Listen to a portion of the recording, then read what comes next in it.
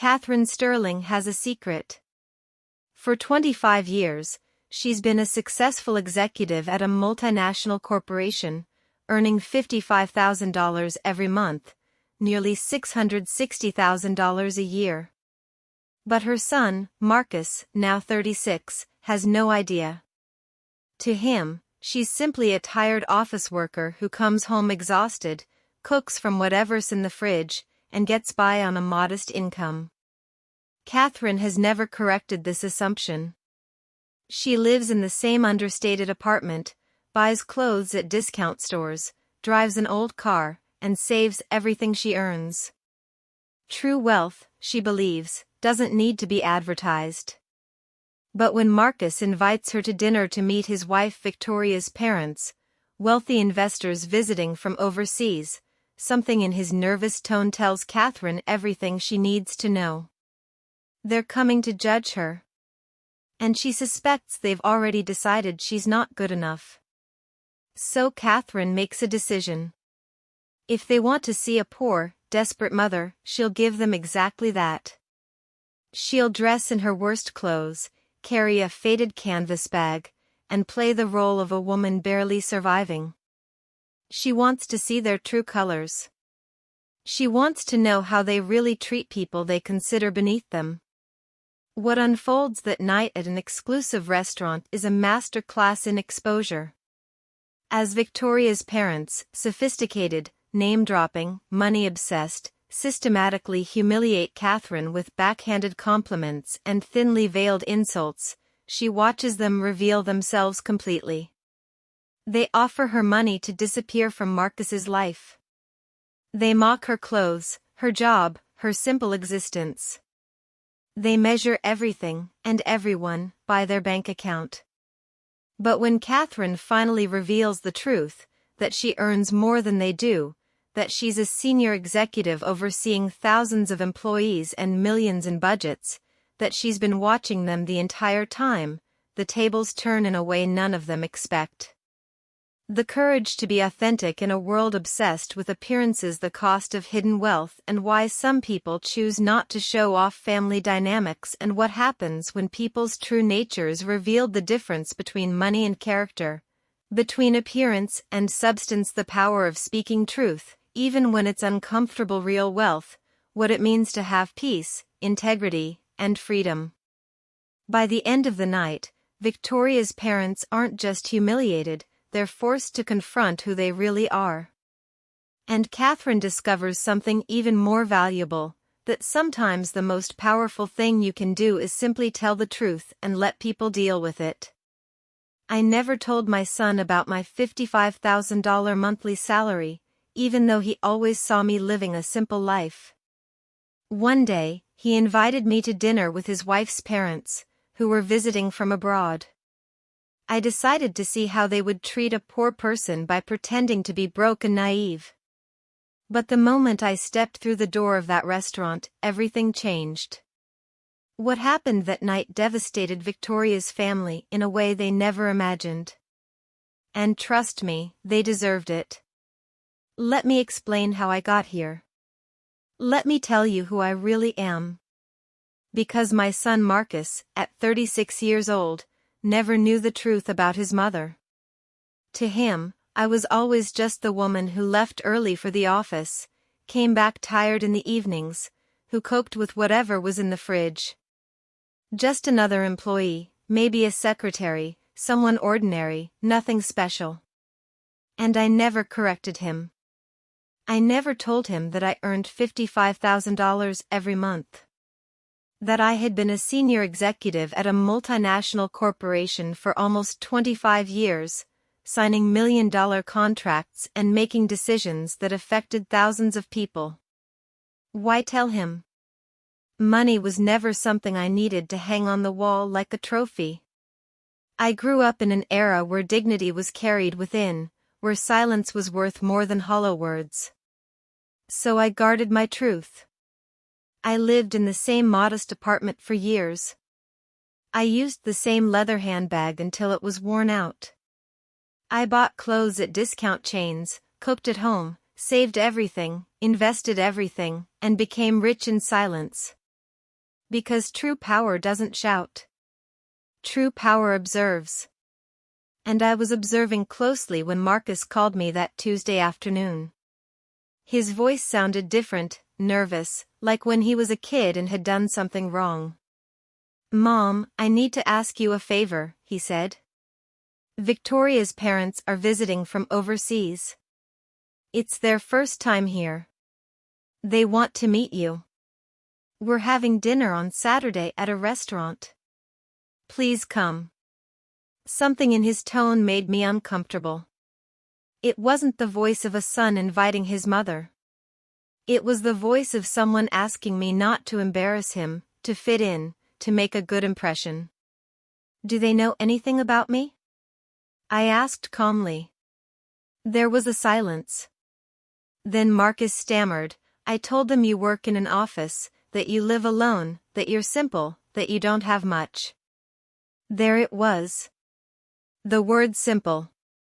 As if my entire life could be contained in that miserable adjective. As if I were a problem he needed to apologize for. I took a deep breath. "Okay, Marcus. I'll be there."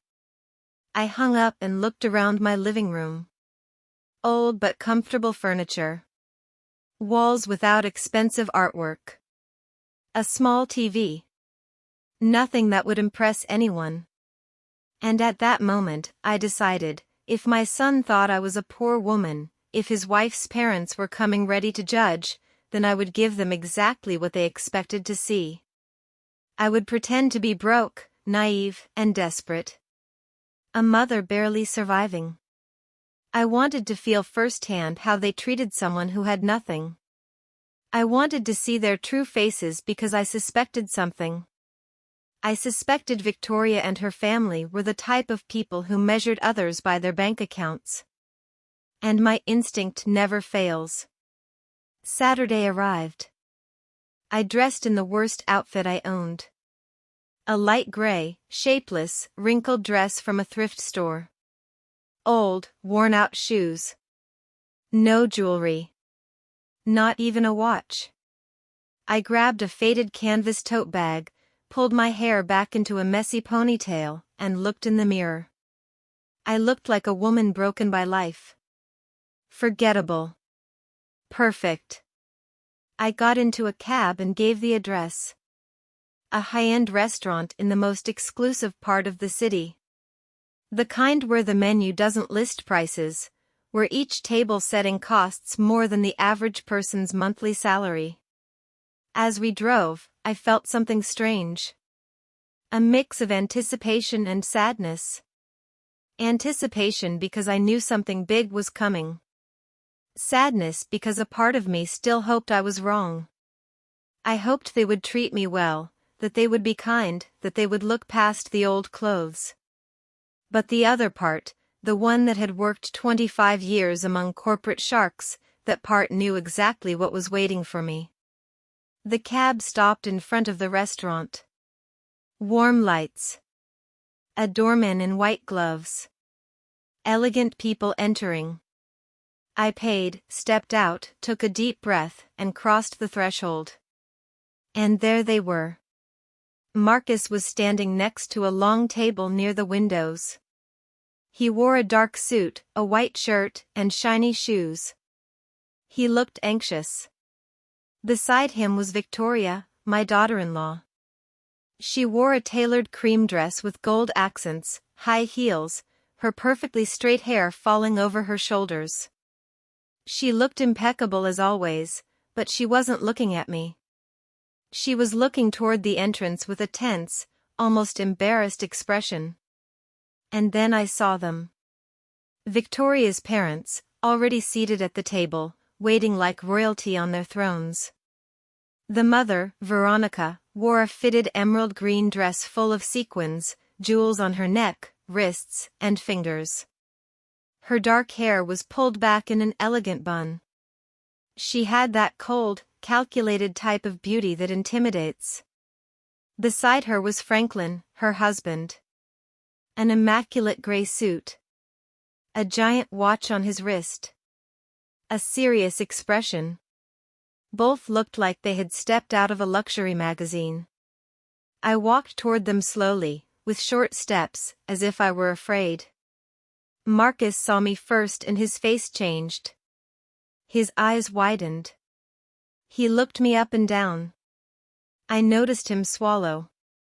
"Mom, you said you'd come," he said, his voice uncomfortable. "Of course, son. Here I am." I smiled timidly, the smile of a woman unaccustomed to such places. Veronica looked up and studied me. In that instant, I saw everything. The judgment. The disdain. The disappointment. Her eyes scanned my wrinkled dress, my old shoes, my canvas tote. She didn't say anything at first, just extended a hand. "Cold. Quick. Weak. A pleasure," she said. Franklin did the same. A weak handshake. A false smile. I sat down in the chair at the end of the table, the one furthest from them, as if I were a second-class guest. No one helped me pull out my chair. No one asked if I was comfortable. The waiter arrived with elegant, heavy menus written in French. I opened mine and pretended not to understand anything. Veronica watched me. "Do you need help with the menu?" she asked with a smile that didn't reach her eyes. "Yes, please." "I don't know what these words mean," I said. My voice came out small. Timid. She sighed and ordered for me. "Something simple," she said. "Something that doesn't cost too much. We don't want to overdo it." The phrase hung in the air. Franklin nodded. Marcus looked away. Victoria played with her napkin. No one said anything. And I just watched. Veronica started talking first about general things, the journey from abroad, how tiring the flight was, how different everything was here. Then she subtly began to talk about money. She mentioned the hotel where they were staying. $1,200 a night, she said casually. She mentioned the luxury car they had rented. Obviously, she laughed. She mentioned the stores they had visited. We bought a few things. Nothing major, just a few thousand. She spoke, looking at me, expecting a reaction. Expecting me to be impressed. I just nodded. "How nice," I said. "That's lovely," she continued. "You know, Catherine, we've always been very careful with money. We worked hard. We invested well. Now we have properties in 3 countries. Franklin has major businesses and I oversee our investments." She smiled a smile of superiority. "And you, what exactly do you do?" Her tone was sweet but venomous. "I work in an office," I replied, lowering my gaze. "I do a little bit of everything. Paperwork, filing, simple things." Veronica exchanged a look with Franklin. "Ah, I see. Administrative work. That's fine. It's honest. All jobs are dignified, right?" "Of course," I replied. The food arrived. Enormous plates with tiny portions, all decorated like art. Veronica cut her steak with precision. "This costs $85, she said. "But it's worth it. Quality is worth paying for. One can't just eat anything, right?" I nodded. "Of course. You're right." Marcus tried to change the subject, talking about work and some projects. Veronica interrupted him. "Son, does your mother live alone?" Marcus nodded. "Yes, she has a small apartment." Veronica looked at me with feigned pity. "It must be difficult, isn't it? Living alone at your age without much support? And does your salary cover everything?" I felt the trap closing.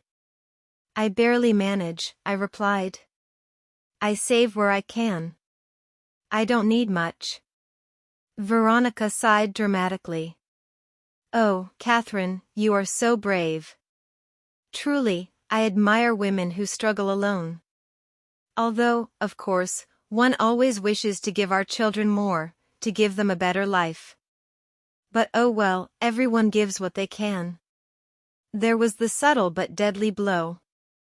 She was telling me I hadn't been enough for my son. That I hadn't given him what he deserved. That I was a poor, insufficient mother.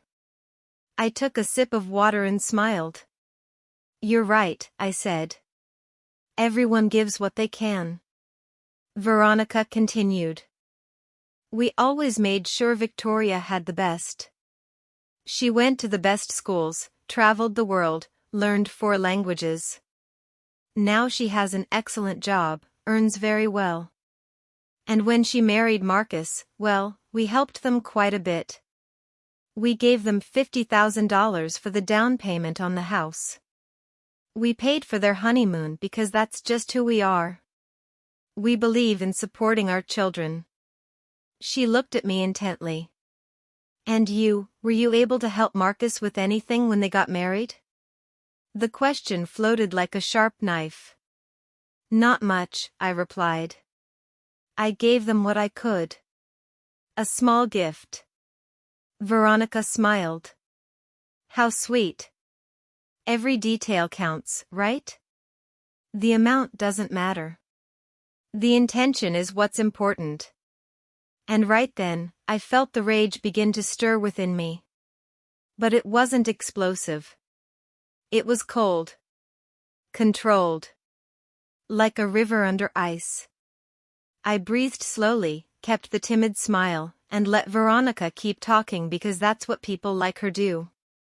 They talk. They inflate themselves. They show off. And the more they talk, the more they reveal themselves, the more they expose the emptiness inside. Veronica took a sip of her expensive red wine, swirling it in her hand as if she were an expert. This wine is from an exclusive region in France, she said. It costs $225 a bottle, but when you know quality, you don't skimp. Do you drink wine, Catherine? Only on special occasions, I replied. And usually the cheapest one. I don't understand much about these things. Veronica smiled condescendingly. Oh, don't worry. Not everyone has a trained palate. That comes with experience, with travel, with education. She gestured to Franklin. Franklin and I have visited vineyards in Europe, South America, and California. We are quite knowledgeable. Franklin nodded. It's a hobby. Something we enjoy. Victoria offered a weak smile. I'm learning, too. I have good taste. He looked at her with pride. She inherited it from us. Veronica turned to me. And you, Catherine, do you have any hobbies? Anything you enjoy doing in your free time? I shrugged. I watch television. Cook. Walk in the park. Simple things. Veronica and Franklin exchanged another look. Loaded with meaning. Silent judgment. How lovely, Veronica said. Simple things have their charm, too. Although, of course, one always aspires to more, right? To see the world, to experience new things, to grow culturally. But well, I understand not everyone has those opportunities. I nodded. You're right. Not everyone has those opportunities. The waiter arrived with dessert. Tiny portions of something that looked like edible art. Veronica ordered the most expensive one. $35 for a piece of cake, she announced proudly, with edible gold on top. See those little golden flakes? It's a detail only the best restaurants offer. I ate mine in silence. Veronica continued, her voice becoming more serious, almost maternal. You know, Catherine, I think it's important that we talk about something as a family now that we are all here. She looked up. Her expression changed. Marcus is our son-in-law, and we love him very much. Victoria loves him, and we respect that decision. But as parents, we always want the best for our daughter. Marcus is at another stage in his life. He is married. He has responsibilities. And well, Victoria and he deserve to have stability. I leaned forward slightly. Stability? I asked softly. Yes, Veronica replied. Financial and emotional stability. We have helped a lot, and we will continue to help. But we also believe it's important that Marcus doesn't have unnecessary burdens. Her tone was clear. She was calling me a burden. Me. His mother. Victoria looked at her plate. Marcus had his jaw clenched.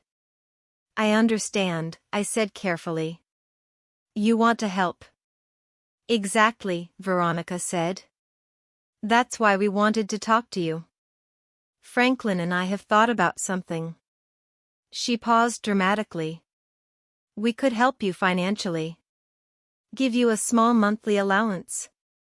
Something that allows you to live more comfortably without Marcus having to worry so much. Obviously, it would be modest. We can't work miracles, but it would be a support. I remained silent, watching her, waiting. She continued, and in exchange, we would only ask you to respect Marcus and Victoria's space.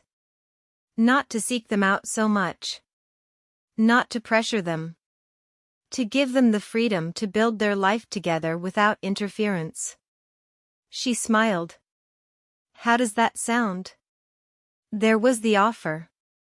The bribe disguised as charity. They wanted to buy me off. They wanted to pay me to disappear from my son's life so I wouldn't be a nuisance. So I wouldn't embarrass their precious daughter with my poverty. Marcus exploded. Mom, that's enough. You don't have to. Veronica interrupted him. Marcus, calm down. We're talking like adults. Your mother understands, right? I picked up my napkin. Calmly wiped my lips. Took a sip of water. Let the silence grow. Everyone was looking at me. Veronica with expectation. Franklin with arrogance. Victoria with shame. Marcus with desperation. And then I spoke. My voice came out differently. It was no longer timid. It was no longer small. It was firm. Clear. Cold. That's an interesting offer, Veronica. Truly very generous of you. Veronica smiled victoriously. I'm glad you see it that way. I nodded. But I have a few questions. Just to understand clearly. Veronica blinked. Of course. Ask whatever you like. I leaned forward. How much exactly would you consider a modest monthly allowance? Veronica hesitated. Well, we were thinking about $600, maybe $800 depending. I nodded. I see. $800 a month for me to disappear from my son's life. Veronica frowned. I wouldn't put it like that, but... That is exactly how you put it, I replied. She adjusted in her chair.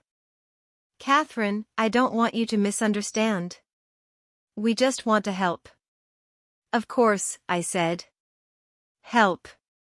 How did you help with the house down payment? How much was that? Veronica nodded proudly. $50,000. And the honeymoon? $18,000 for a 3-week trip through Europe. I nodded slowly. So you've invested about $68,000 in Marcus and Victoria. Veronica smiled. Well, when you love your children, you don't hold back. I looked at her directly. You're right. When you love your children, you don't hold back. But tell me something, Veronica. All that investment, all that money, did it buy you anything? Veronica blinked, confused. Like what?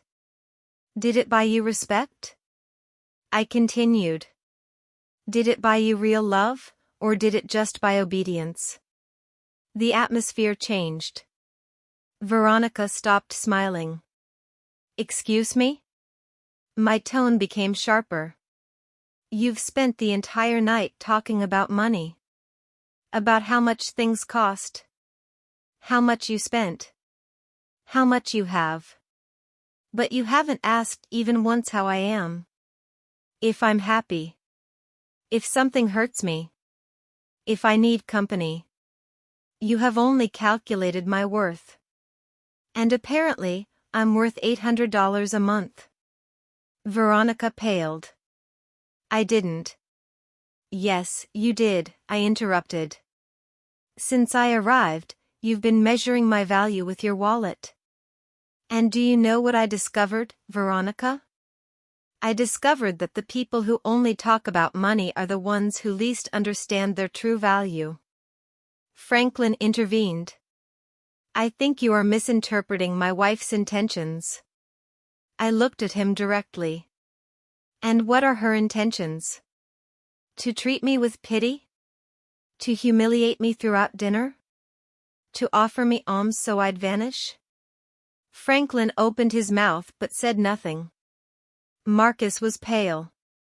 Mom, please, he said. I looked at him. Not yet, son. I'm not finished yet. I placed the napkin on the table. I leaned back in my chair. There was no more timidity in my posture.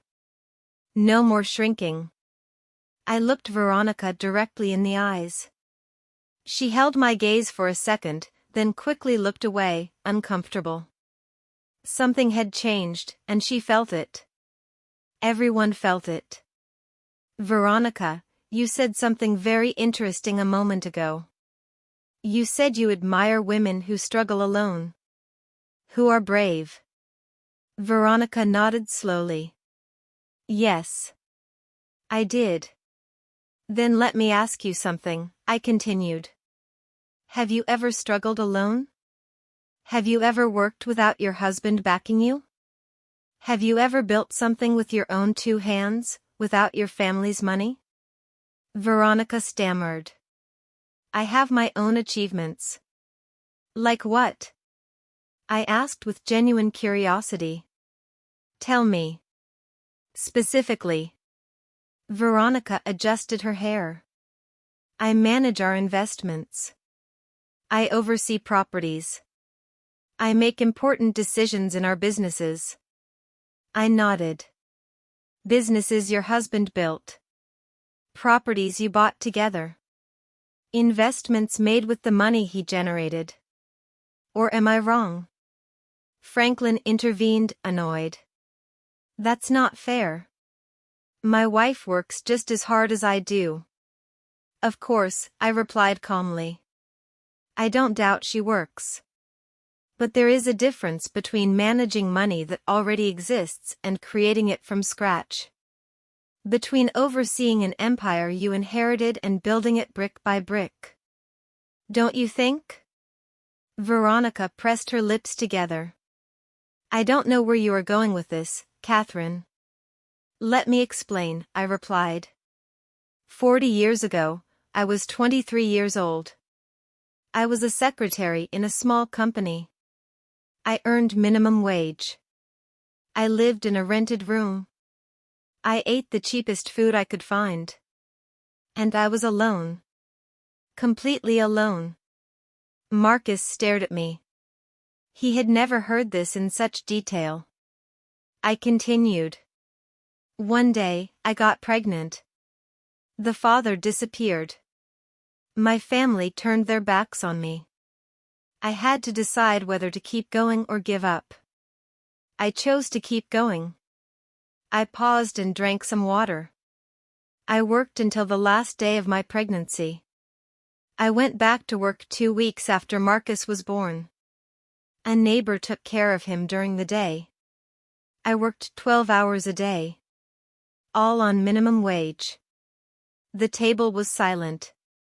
I didn't stay a secretary, I continued. I studied at night. I took courses. I learned English at the public library. I learned accounting, finance, administration. I became an expert in things no one taught me. All on my own. All while raising a child alone. All while paying rent, food, medicine, and clothes. Veronica was staring at her plate. Her arrogance was starting to crumble. And you know what happened, Veronica? I asked. I climbed up little by little. From secretary to assistant. From assistant to coordinator. From coordinator to manager. From manager to director. It took me 25 years. 25 years of non-stop work. Of sacrifices you can't even imagine. But I did it. I leaned forward. And do you know how much I earn now? Veronica shook her head. $55,000 a month. The silence was absolute. As if someone had hit a pause button on the universe. Marcus dropped his fork. Victoria's eyes went wide. Franklin frowned in disbelief. And Veronica froze, her mouth slightly open. $55,000, I repeated, every month for almost 25 years. That's approximately $16.5 million in gross income over my career. Not counting investments. Not counting bonuses. Not counting company stock. Veronica blinked several times. No. I don't understand. You earn $55,000 a month? That's right, I replied calmly. I am the regional director of operations for a multinational corporation. I oversee 5 countries. I manage budgets of hundreds of millions of dollars. I make decisions that affect more than 10,000 employees. I sign contracts that you couldn't read without lawyers. And I do it every day. Marcus was pale. Mom, why did you never tell me? I looked at him tenderly.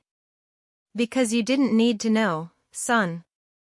Because I wanted you to grow up valuing effort, not money. Because I wanted you to become a person, not an heir. Because money corrupts, and I wasn't going to let it corrupt you. But then Victoria whispered, why do you live in that small apartment? Why do you wear simple clothes? Why don't you drive a luxury car? I smiled. Because I don't need to impress anyone. Because true wealth isn't shown off. Because I learned that the more you have, the less you need to prove it. I looked at Veronica. That's why I came dressed like this tonight. That's why I pretended to be poor. That's why I acted like a broke and naive woman. I wanted to see how you would treat me if you thought I had nothing. I wanted to see your true colors. I paused. And boy, did I see them, Veronica.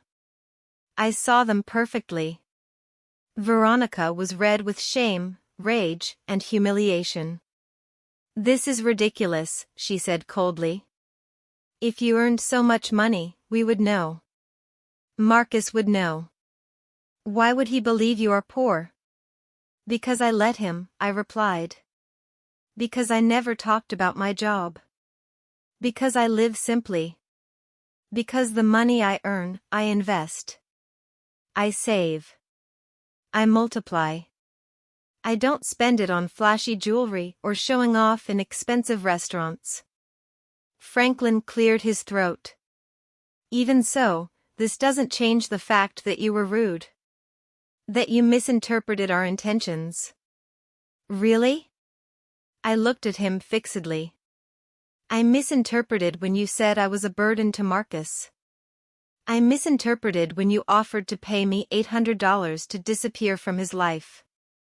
I misinterpreted every condescending comment about my clothes, my job, my life. Franklin didn't answer. Neither did Veronica. I stood up. Everyone looked at me.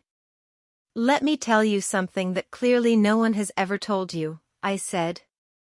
Money does not buy class. It does not buy real education. It does not buy empathy. You have money. Perhaps a lot. But you don't have an ounce of what truly matters. Veronica stood up, furious. And you do? You who lied? Who deceived us? Who made us look like fools? I didn't make you look like fools, I replied coldly. You took care of that all on your own. I just gave you the opportunity to show who you are. And you did it magnificently. Victoria had tears in her eyes. Mother-in-law, I didn't know. I know, I interrupted her. You didn't know. But your parents knew exactly what they were doing. They knew they were humiliating me. And they enjoyed it. Until they discovered that the poor woman they scorned all night has more money than they do. I picked up my old canvas tote. I pulled out a black platinum credit card. I dropped it on the table in front of Veronica. This is my corporate card, I said. Unlimited limit. Pay for the entire dinner with a generous tip. Consider it a gift from a broke and naive mother. Veronica looked at the card as if it were a poisonous snake. Black. Shiny. With my name engraved in silver letters. Catherine Sterling, Regional Director. Her hand trembled slightly when she picked it up. I don't need your money, she said, her voice broken. I know, I replied. But I didn't need your pity either. And yet you offered it to me throughout the entire dinner. So take it as a gesture of good manners, something you clearly didn't learn despite all your travels. Franklin hit the table lightly. Enough. This is out of control. You are disrespecting us. Respect? I repeated. How interesting that you use that word now. Where was your respect when your wife asked if my salary was enough to live on? Where was it when she suggested I was a burden to my son? Where was it when she offered to buy me off? Franklin clenched his jaw. Veronica just wanted to help. I corrected him. Veronica wanted to control. She wanted to ensure that the poor mother wouldn't ruin her daughter's perfect image. She wanted to eliminate the weak link. I looked at Victoria directly. Victoria, I'm not angry at you. You were taught to see people this way. You were raised in this toxicity. But now you know there's another way. Victoria sobbed, tears streaming down her face. I wanted to say something, she whispered. But they are my parents. They taught me that you show your worth with money, that people who don't have much are, she couldn't finish. Are less than? I said gently. I know. But that's not true. And now you know it. I turned to Marcus. Marcus came closer to me. His eyes were red. Mom, forgive me. Please forgive me for never asking. For assuming. For thinking you were, his voice cracked. I hugged him.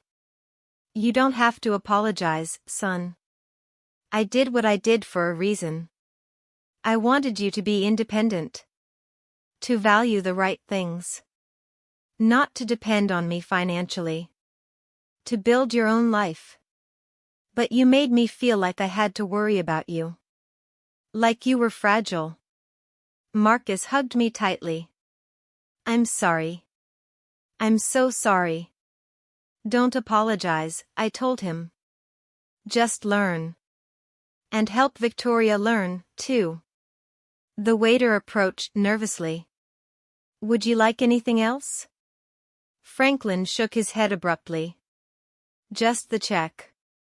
The waiter nodded and disappeared. I turned to Marcus one last time. Come on, son. Let's go. We walked toward the exit. I took a few steps, then stopped and turned around one last time. Veronica was looking down, defeated. Franklin was checking his phone, avoiding eye contact. Veronica, I said, one more thing. She looked up. Do you remember when you said you speak 4 languages? Veronica frowned. What does that have to do with anything? Just curious, I replied. In which of those 4 languages did you learn to be kind? Because clearly it wasn't in any of them. Veronica opened her mouth, but no words came out. Exactly, I said. You can speak 100 different languages and still not say anything worth listening to. I walked out of the restaurant. Marcus walked beside me. The fresh night air hit my face. I breathed deeply. I felt as if a huge weight had been lifted off me. Not a physical weight, but an emotional one. The weight of pretending. Of tolerating. Of keeping silent. Marcus took my arm. Mom, are you okay? Perfect, I replied. Better than ever. And you, Marcus? I asked. Are you okay? Marcus sighed. I'm processing everything. I can't believe you never told me about your job, about your money, about everything you accomplished. I stopped and looked him in the eyes. Does it bother you? He quickly shook his head. No, of course not. I'm proud. Incredibly proud. But I also feel foolish. Blind. How did I not know? You are not foolish, I told him. You simply saw what I wanted you to see. And I did it on purpose because I needed you to grow up without depending on me, without feeling you had an economic safety net waiting for you. I needed you to fight, to work, to value everything you achieved on your own. Marcus nodded. I understand, but now I also understand why you never complained, why you never asked for help, why you always seemed so calm, because you needed nothing. I smiled. I needed many things, son. Only none of them could be bought with money. I needed to see you grow up. See you become a good man. See you make the right decisions. And I achieved that even marrying Victoria. Did I? He asked in a weak voice. By marrying Victoria? Even marrying Victoria, I replied. She is not her parents. She can learn. She can change. But that depends on her and on you, on how you build your relationship, on what values you choose to follow. Marcus remained silent, processing, thinking. A cab approached and stopped. I had called for a rideshare as we left. I opened the door. Marcus stopped me. Mom, can I ask you something? Of course. Why did you do it? He asked. Why did you come pretending to be poor? Why didn't you just tell them the truth from the beginning? I closed the cab door. I turned to him. Because I needed to know, son. I needed to confirm if my suspicions were correct. If Victoria's family was really as I imagined. And unfortunately, I was right. Marcus lowered his gaze. I'm sorry. You don't have to apologize for them, I told him. But you do have to decide what kind of husband you want to be, what kind of father you want to be someday. What do you mean? I mean that you have just seen 2 very different ways of handling money and power. Your in-laws weigh in mine. They use it to control, to humiliate, to feel superior. I use it to have freedom, to help without showing off, to live peacefully. You decide which path to follow. Marcus slowly nodded. I understand. I opened the cab door again and got in. I rolled down the window. Marcus came closer. Mom, one last question. Tell me. Are you ever going to forgive Veronica and Franklin? I thought about it for a moment. Forgiving doesn't mean forgetting, I replied. Nor does it mean allowing it to happen again. I might forgive them someday when I see a real change, when they start seeing people as people, not as numbers. But until then, I will simply be polite, distant, and extremely cautious. And me? Marcus asked. Do you forgive me for not asking? For assuming? For allowing this dinner to happen? I looked at him tenderly. Son, there is nothing to forgive. You did what you thought was right. You wanted your family to meet. That is beautiful. What happened afterward was not your fault. It was theirs and a little bit mine, too, because I decided to play their game. Marcus smiled weakly. You won. I did, I nodded. But I don't feel victorious. I feel tired and sad because I confirmed something I didn't want to confirm. That some people will never change. That some families are broken even if they have money. That there are voids no bank account can fill. The cab driver cleared his throat. Ma'am, should we go? Yes, I replied. Give me 1 second. I looked at Marcus one last time. Go to Victoria. Talk to her. Listen to her. Support her. But also be honest. Tell her how you felt tonight. Tell her what you expect from her family and from her. Because if you don't establish boundaries now, this will happen again and again. I will, Marcus promised. I love you, Mom, he said. And I mean it more now than ever because now I know who you really are, and you are incredible. I smiled. I love you too, son. I always have. I always will. No matter how much money I have or don't have, because love has no price. And that is a lesson Veronica and Franklin will never learn. Marcus stepped away from the cab. I gave a signal to the driver. Can we go? The cab started. I looked out the window. I saw Marcus walking back toward the restaurant, his shoulders slumped, thoughtful. He was probably going back to find Victoria, to face his in-laws, to have difficult conversations. And I felt proud because that meant he was maturing. He was learning. He was choosing to be better than the example he had just witnessed.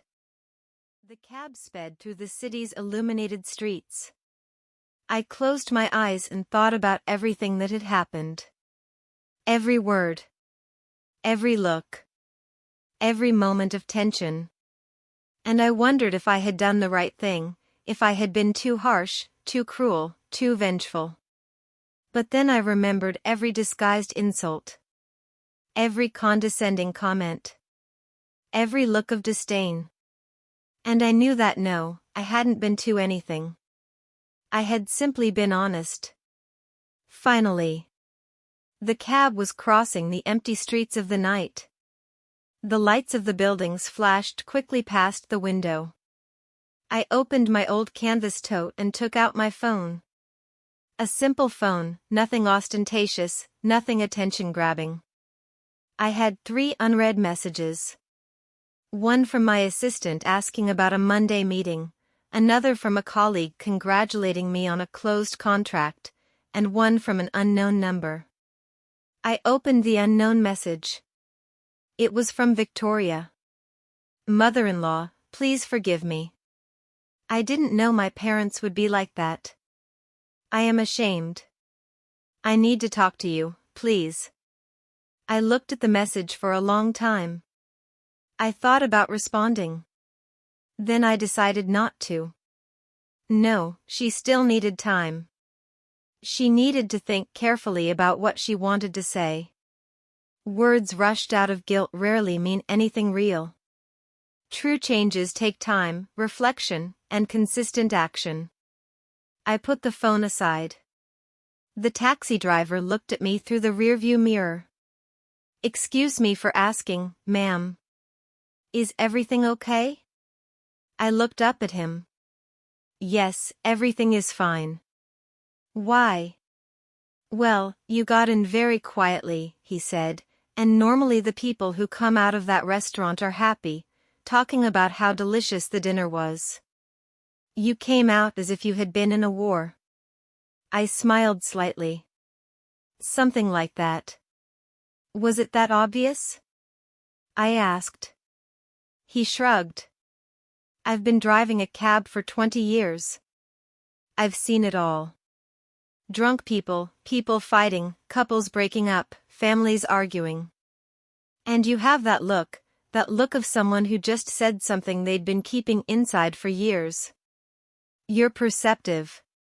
"It's my job," he replied. "Plus, it helps pass the time." "Do you want to talk about it?" "You don't have to, but sometimes it helps to tell things to a stranger, someone who isn't going to judge you, someone who doesn't know you." I thought about his offer. It was tempting, but I shook my head. "Thank you, but I think I've talked enough for today." He nodded. "I understand, but let me tell you something. Whatever happened in there, you did the right thing. I know because you are calm. You are not crying. You are not screaming. You are processing. And that means you spoke your truth. And the truth always brings peace, even if it hurts." His words surprised me. "Do you believe in the truth?" "I believe in honesty," he replied. "Not always the absolute truth, because the truth changes depending on who tells it. But honesty doesn't. Honesty is saying things the way you feel them without masks, without lies, even if it hurts, even if it makes things awkward, even if it costs you something." I nodded. "You're right. My ex-wife always told me I was too direct. That I said things without a filter, that I hurt people without meaning to. And maybe she was right. But she also told me that she never doubted me because she knew that what came out of my mouth was real, not calculated, not manipulated, just real." I smiled. "She sounds like a good woman." "She was," he replied. "She died 5 years ago." "I'm sorry," I said sincerely. He shook his head. "Don't be sorry. We had 40 years together. 40 years of honesty, of fights, of reconciliations, of laughs, of tears. And not once did I go to sleep wondering what she really thought because she always said it and so did I. That is a gift." "You're right." The taxi stopped at a red light. "Can I ask you something personal?" the driver asked. "Go ahead." "Are you rich?" The question took me by surprise, not because of the question itself, but because of the direct way he asked it. "Why do you ask that?" "Because I picked you up from a $1,000 per person restaurant," he said, "but you dress like someone who shops at discount stores. You have an old bag, worn-out shoes, but you talk like an executive. You move like someone with power. And you paid for my cab with crisp new bills that you pulled out of a wallet that looks 20 years old." Observant. "Part of the job," he repeated. "Then am I?" I asked. "It depends on how you define rich," I replied. "If you are talking about money, yes, I have enough, more than enough. If you are talking about happiness, I also have peace, health, a son I love, work I am passionate about. That makes me rich in many ways. He nodded, satisfied. I knew there was something. Truly rich people don't need to prove it. The light changed to green. The cab moved forward. And what happened in that restaurant? He asked. If it's not too indiscreet. I pretended to be poor, I replied. To see how they would treat me. He let out a loud laugh. Seriously, that is brilliant. And how did they treat you? Like trash, I said without emotion. They humiliated me. They offered me alms. They treated me as if I were invisible, less than human. He stopped laughing. I'm sorry.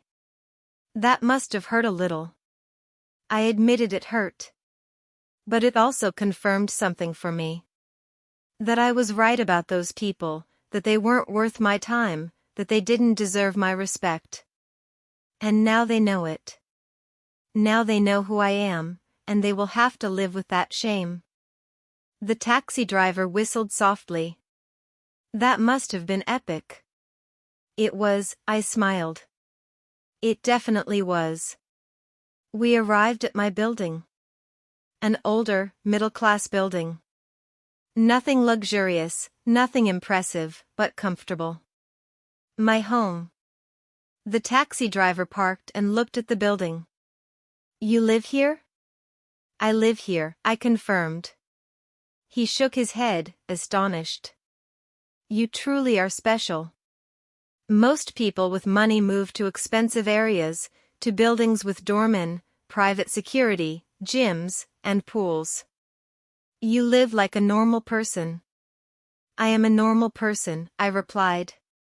I just have more money than most. But that doesn't make me different. It doesn't make me better.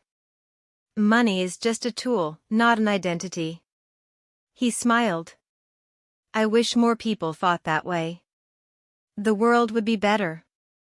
I took out my wallet. How much is it? $35, he replied. I gave him a $100 bill. Keep the change. Ma'am, this is too much. It's not, I said. You listened to me. You gave me perspective. You reminded me that there are still good people. That is worth more than $65. He took the bill carefully. Thank you. Truly, thank you. Thank you, I replied. And take care of that honesty. It's rare. It's valuable. Don't lose it. I won't, he promised. I got out of the cab and closed the door. He rolled down the window. Ma'am, one last thing. Tell me, whatever happened tonight, don't regret it. Don't feel sorry because people like you, the people who speak the truth, even if it hurts, are the ones who change the world. Little by little, one conversation at a time. I smiled. Thank you. I will remember that. The cab drove away. I stood in front of my building, looking up at my fifth-floor window. The light was off, dark, silent, waiting for me. I entered the building and walked up the stairs. I never used the elevator. I preferred to walk to stay active. I reached my door. I took out my keys, the same keys I had had for 15 years. I opened the door. The apartment was cold, empty. I turned on the light. Everything was in its place. The simple living room. The small kitchen. The dining room with mismatched chairs. The walls without expensive artwork. And I felt at peace because this place was mine. Truly mine. Not bought to impress, not decorated to show off, simply a space where I could be myself without masks, without pretensions. I took off my old shoes, took off the wrinkled gray dress, and put on comfortable clothes, old, soft, familiar pajamas. I made myself some tea, sat on the sofa, and turned on the television. News. Nothing interesting. I turned it off. I sat in silence, thinking, processing, feeling. And for the first time in many years, I felt completely free. Free from pretending. Free from being silent. Free from tolerating. Free from being less than I was. Because that night, I didn't just expose Veronica and Franklin. I also liberated myself from expectations, from judgment, from the need to hide who I was. And that was invaluable, more than any amount in my bank account. My phone vibrated. Another message, this time from Marcus. "Mom, did you get home safely?" I smiled. I quickly replied, "Yes, son. I arrived perfectly fine. I'm home resting." His reply was immediate. "I love you. Thank you for everything, for being who you are, for teaching me, for never giving up." I closed my eyes. I felt a tear roll down my cheek. Not from sadness, but from relief, from love, from gratitude. I replied, "I love you, too. Always." I put the phone aside. I drank my tea. I looked around my simple apartment, my sanctuary, my truth. And I smiled. Because at the end of the day, it didn't matter how much money I had. It didn't matter how high I had climbed in my career. The only thing that mattered was this moment, this peace, this honesty with myself. I woke up early on Sunday, as always. 40 years of working had trained me to rise with the sun. Even though it was my day off, my body no longer knew how to sleep late. I prepared strong coffee, black. I sat by the window with a hot mug in my hands. I watched the city wake up, vendors opening their stalls, people walking somewhere. Life continued as always, indifferent to personal dramas. My phone started ringing. It was a familiar number. Marcus. "Good morning, son," I answered. His voice sounded tired. "Mom, I need to talk to you." "Did something happen?" "A lot," he replied. I sat up straighter. "Tell me." Marcus sighed deeply. "Last night, after you left, I went back to the restaurant. Victoria and I talked for hours. Her parents were there, too. It was intense. I waited in silence. He continued, "After you left, I realized something. I had been avoiding the truth about my in-laws because it was easier. Easier than confronting them. Easier than setting boundaries. Easier than admitting that my wife's family was toxic. And now?" I asked. "Now I can't unsee it," he replied. I told them everything I felt during that dinner.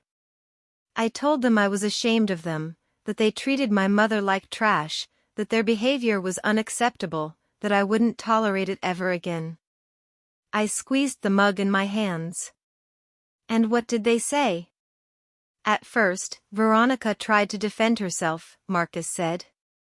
"She said they just wanted to protect Victoria, that they wanted to make sure I had a stable family, that they didn't have bad intentions. Franklin said I was exaggerating, that it had been a normal dinner, that your reaction was disproportionate." I let out a dry laugh. Typical. But then Victoria spoke, Marcus continued, his voice becoming stronger. "She told her parents that they were wrong, that they had been cruel, that she had seen every comment, every look, every disguised insult, and that she was ashamed to be their daughter at that moment." I felt something shift inside me. "That's good, son. That means she's waking up." "Mom, I had never seen Victoria confront her parents like that," Marcus said. "She was shaking, but she didn't back down. She said what needed to be said." "And her parents?" "Veronica got hysterical," Marcus replied.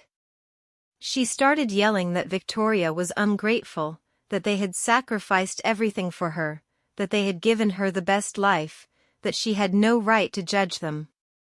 Franklin backed her up. He said we were being manipulated by you, that you had planned everything to make them look bad. I let out a laugh. Of course. It's my fault. That's what made them angriest, Marcus said. I told them they were right, that you did plan everything, but that they fell into the trap because that's really how they are. Because they really treat people they consider inferior badly. That you just gave them the opportunity to show themselves and they did it perfectly. Well said, I murmured. Thanks. I learned it from you, he replied. There was a silence. Then Marcus continued, Mom, I need you to know something. Last night, I made a decision. Victoria and I are going to set boundaries with her parents. We are not going to cut off the relationship, but we are going to set clear rules. No comments about money. No comparisons. No attempts to control our lives. And if they can't respect that, then they will have to accept the consequences. And did they accept? I asked. No, he replied. They left furious.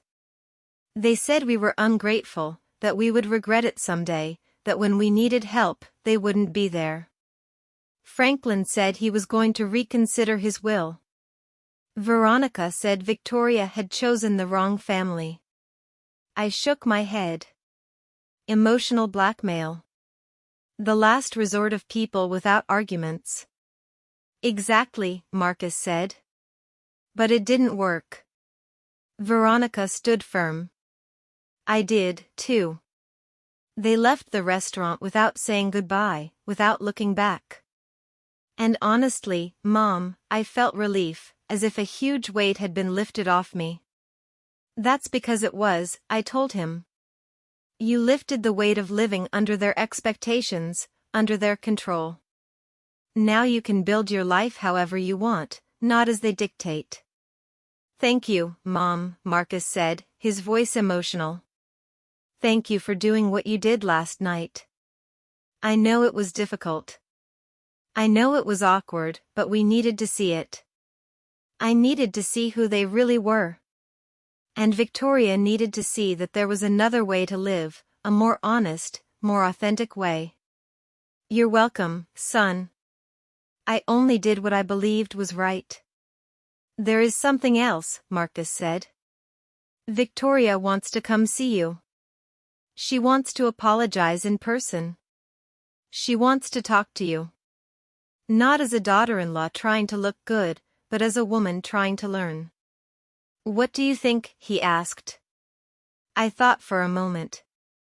Tell her she can come, but not today. Give her a few days to process, to think carefully about what she wants to say. Rushed apologies are hollow. The ones that take time are real. I'll tell her, Marcus promised. Mom, one more question. How are you doing after all of this? How do you feel? I looked out the window. The sun was fully up now. The day had officially begun. I'm well, I replied. Better than well. I'm at peace because I finally said everything I needed to say, and I don't regret anything. I'm free. I'm glad to hear that, Marcus said. I love you. I love you, too. Rest. I'll see you soon. I hung up the phone, finished my coffee, and stood up. I decided to do something I hadn't done in a long time, go for a walk aimlessly, without rushing, just walking and thinking. I dressed in comfortable clothes, old jeans, a simple top, worn sneakers. I grabbed my keys and went out. The streets were full of life. Families strolling. Children running. Couples holding hands. Vendors offering food. The smell of fresh bread filled the air. I walked through the nearby park and sat on a bench watching people pass by. And I realized something. Most of these people probably didn't have much money. They lived with just enough, worked hard, and struggled every day. But they smiled, hugged each other, and enjoyed the moment. And then I thought about Veronica and Franklin with all their money, their properties, their trips, their jewels. Were they really happy? Or were they just busy trying to prove something, trying to fill a void with material things, trying to buy value, respect, and love? Things that could never be bought. An older woman sat down next to me. "Good morning," she said with a smile. "Good morning," I replied. "Beautiful day, isn't it?" she commented. "Very beautiful," I nodded. She took bread from her bag and started feeding the pigeons. "I come here every Sunday," she said. "It's my moment of peace before the week gets crazy again." "I understand that," I said. I needed a moment of peace, too. "Difficult week?" she asked. "Something like that," I replied. "More like a difficult night, actually." She nodded wisely. "Sometimes a single night can change everything." "You're right," I murmured. "Can I give you some unsolicited advice?" she asked. "Go ahead," I smiled. She pointed to the pigeons. "Look at those birds. Some are big, some are small, some have pretty feathers, others have scruffy feathers. But they all eat from the same bread. They all share the same space. None of them thinks they are better than the others." "That's a nice metaphor." "It's not a metaphor," she replied. "It's the truth. Humans are the only animals that invent false hierarchies, that measure value with external things. Pigeons don't do that. They just live. They just are. We should learn from them." I smiled broadly. "You are completely right. I should give classes to some people I know." She laughed. "Oh child, at my age I don't give classes. I just observe and share what I see.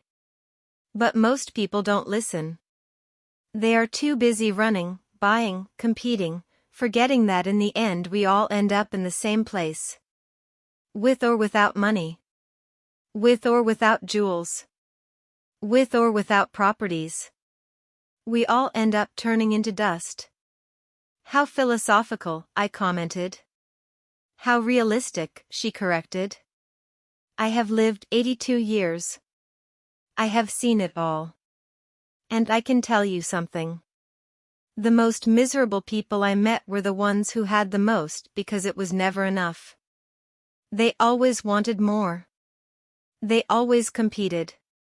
They always compared. And they died without having truly lived, without having truly loved, without having truly been." Her words resonated deep within me, as if she had touched something I already knew but hadn't articulated.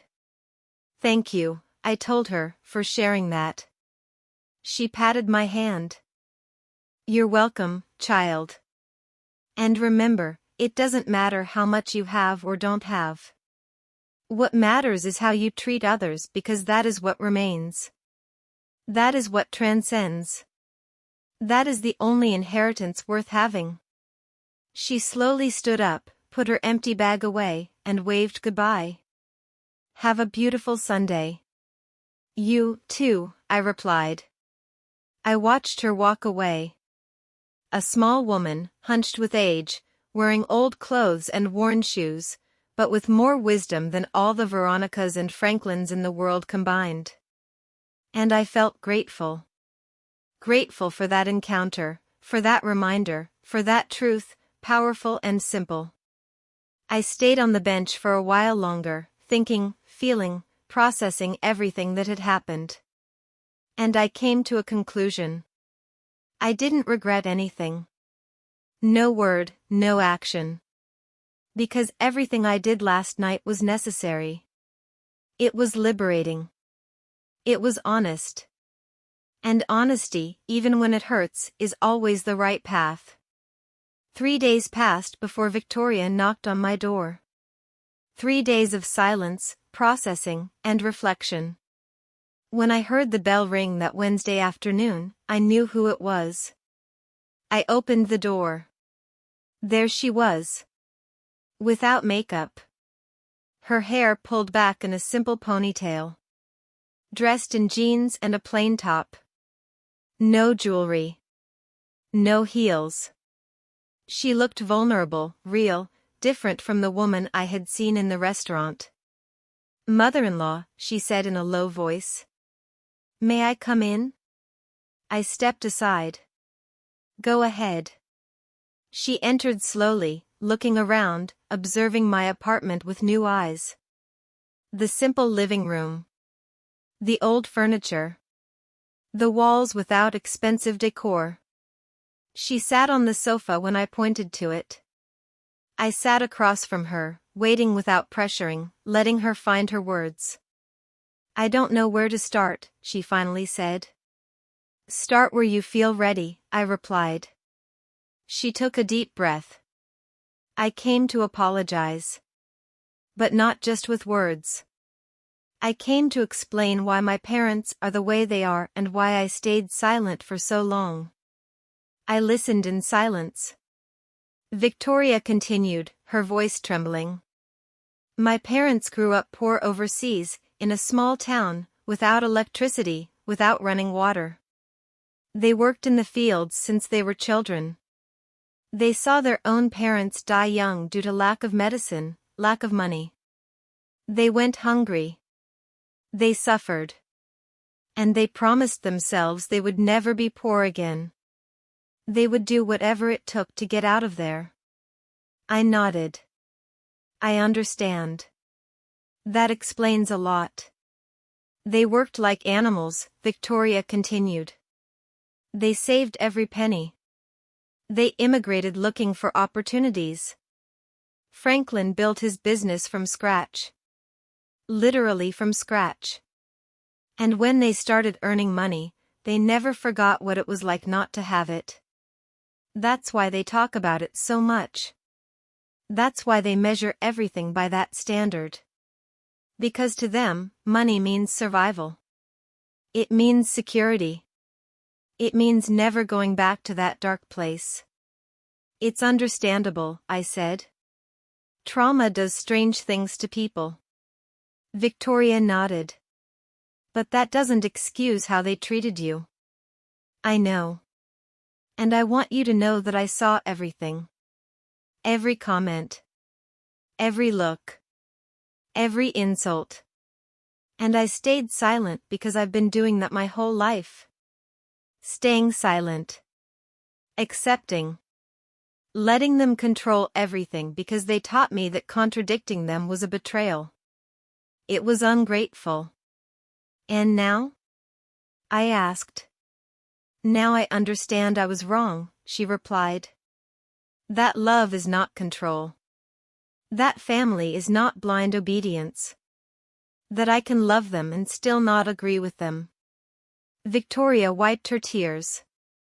"That night at the restaurant, when you revealed yourself, when you told them everything, it was as if a blindfold had been taken off my eyes. I always knew something was wrong. I always felt that the way they measured people was incorrect, but I convinced myself that it was me, that I was too sensitive, that I didn't understand the world. But you showed me that no, there is another way to live. A way where money does not define your worth. Where humility is strength. Where authenticity is wealth." I took a sip of water. "Victoria, I didn't come that night to change you. I came to protect myself, to know who I was dealing with." "I know," she replied. "And I thank you for that because your brutal honesty saved me. It saved me from becoming my mother, from perpetuating that cycle, from teaching my future children that people are valued by what they have. I don't want that. I don't want to be that." "And your parents?" I asked. "How are they after all this?" Victoria sighed. "Furious. hurt, humiliated. Veronica hasn't spoken to me in 3 days. Franklin sent me a message saying I had disappointed him. That I had chosen strangers over my own blood. That I would regret it someday. She paused. And you know what's strange? I don't feel bad. I feel free. That's good, I said. It means you made the right decision. Victoria nodded. Marcus and I set boundaries. We told them they can be a part of our lives, but only if they respect us. If they respect our decisions. If they stop trying to control us with money or emotional blackmail. And if they can't do that, then they will have to accept a distant relationship. How did they take that? I asked. Badly, Victoria replied. Veronica said we were ungrateful, that they had sacrificed everything for me. Franklin threatened to disinherit me, to cut off all financial aid, as if that were the only thing we cared about, as if our love for them depended on their money. And that's when I realized they really believe it. They really think their value is in their wallet. It's sad, I commented. Very sad, Victoria agreed. Because they have so much and enjoy nothing. They just accumulate, compete, show off. But they never stop to ask themselves if they are happy, if they have peace, if they have real connections with people. They just count their properties and feel victorious, while inside they are empty. She was silent for a moment, then she looked at me directly. Mother-in-law, I want to ask you for something. Tell me. I want to learn from you.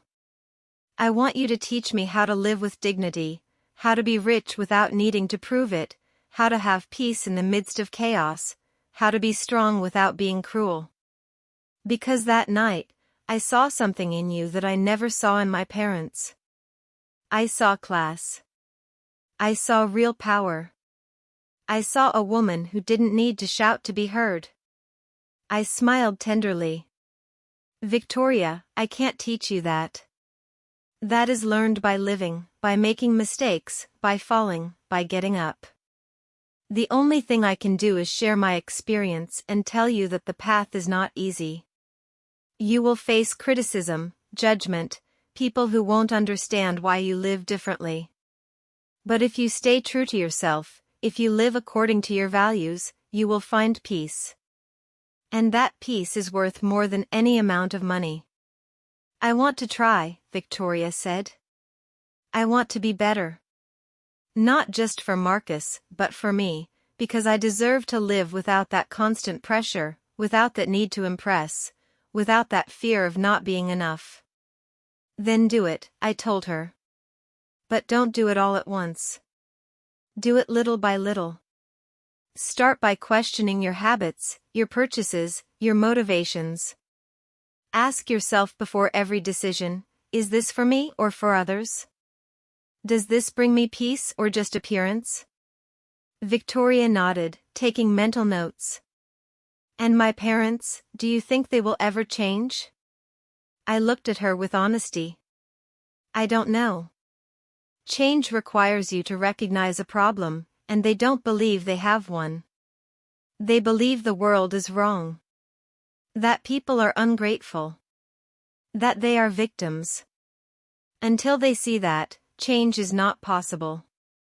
But you can change. You can break the cycle. I will, she promised, with Marcus' help. And I hope with your guidance, too. You don't need my guidance, I replied. You just need your internal compass. That voice that tells you what is right and what is wrong. That voice you silenced for years to please your parents. Listen to it. Trust it. Follow it. Victoria wiped away the last tears. Thank you, mother-in-law, for everything. For your patience. For your honesty. For not giving up on us. There is nothing to thank me for, I said. Just promise me one thing. What? When you have children, teach them the value of people, not the price. Teach them empathy, humility, and kindness. Things that don't cost money, but are worth everything. I promise, Victoria said firmly. I promise with all my heart. We hugged. A real, warm, honest hug. No acting. No masks. Just two women connecting as human beings. Victoria left an hour later, lighter, freer, with hope in her eyes. I closed the door behind her. I sat back down on my sofa, looked around my simple apartment, and smiled. Because this was enough. This was everything. An honest space. An authentic life. Real relationships. I didn't need more. I never needed more. My phone rang. It was a message from Marcus. Mom, Simone told me about her visit. Thank you for welcoming her, for listening to her, for giving her a chance. I love you more than words can express. I replied simply, I love you, too, son. Always. I put the phone aside. I sat by the window. I watched the sunset paint the sky orange and pink. And in that moment, I understood something fundamental. Real wealth is not about how much you have. It's about how much you enjoy what you have. How much peace you feel. How many genuine people surround you. How many times you can look in the mirror and be proud of who you are. Veronica and Franklin had millions. But I had this. This tranquility. This authenticity. This pure love for my son. And that made me infinitely richer than them. I never pretended to be poor again. I didn't need to. I had learned what I needed to learn. I had seen what I needed to see. I had liberated what I needed to liberate. Veronica and Franklin continued to be who they were. Rich in money, poor in spirit. But that was no longer my problem. I had spoken my truth. I had set my boundaries. I had protected my peace. And for the first time in a long time, I didn't have to pretend who I was. I was simply Catherine, mother, executive, woman, survivor, fighter, rich in every sense that truly mattered. And that was more than enough. It was everything.